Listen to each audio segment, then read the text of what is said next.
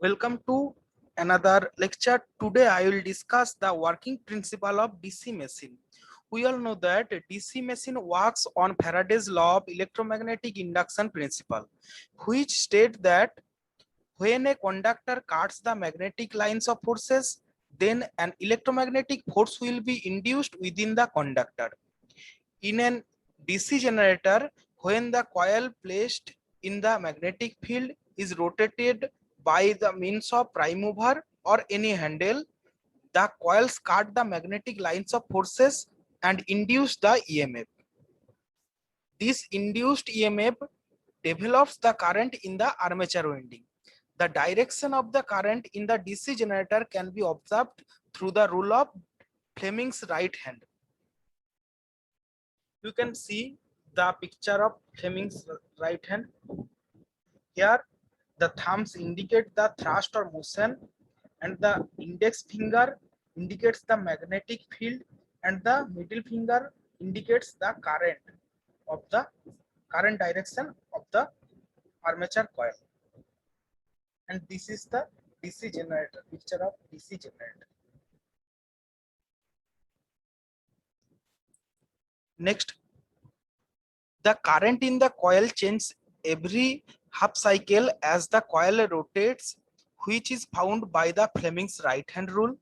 Due to this, an alternating current is developed, which is detected by the galvanometer. You can see in the picture here, this is the galvanometer.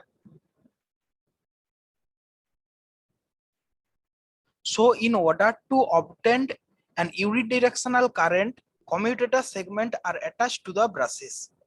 These segments generate the unidirectional current as the coil rotates. The segment runs smoothly between the brushes and do not allow the current to alter.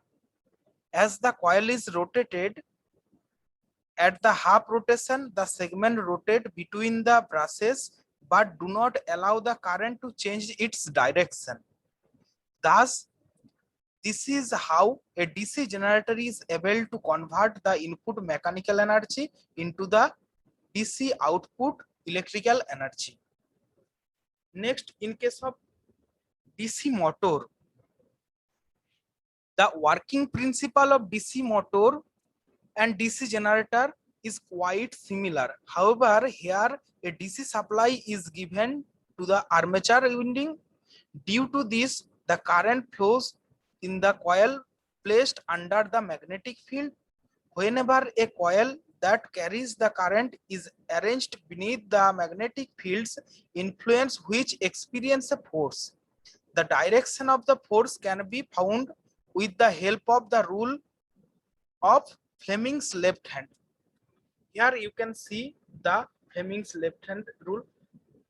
This rule states that if the thumbs indicates the force and the index finger indicates the magnetic field, then the other finger indicates the current direction of the armature coil.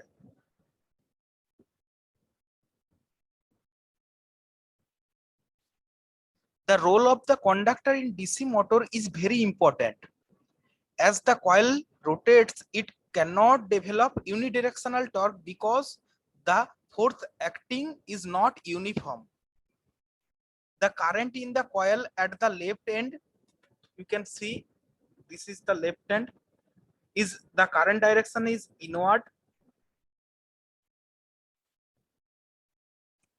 and the force act upward by the Fleming's rule. The current in the coil at the right hand side, here the current direction is outward current direction and the force direction is downward.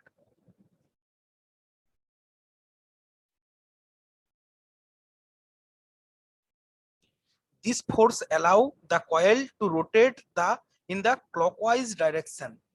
But after half rotation, the force at the left end will act downward due to the change in the current, and the force at the right end will act upward due to the change in current.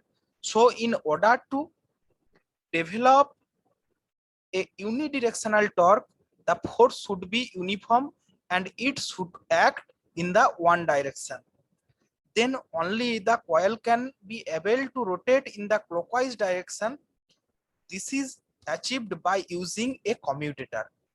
It consists of segments attached to the brushes. These segments allow the current in the coil to be in the same direction as before. When the force will be acting upward at the left end and the downward at the right end continuously, this allows in developing a torque which is unidirectional, will active the motor to work as continuously. That's all for today. Thank you.